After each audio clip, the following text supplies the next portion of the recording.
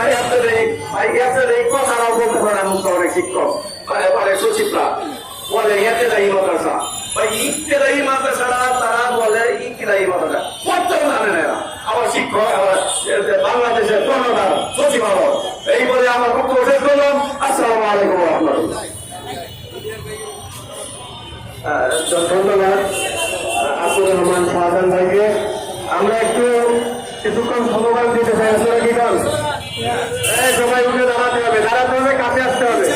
আসেন উঠে দাঁড়ান। আন্দোলনের মাঠ আরাম করার জায়গা না।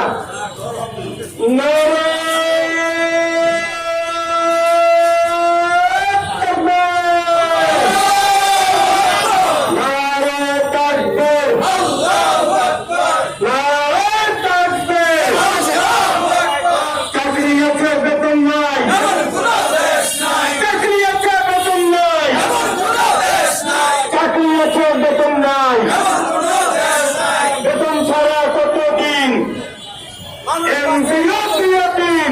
ছাড়া কতদিন?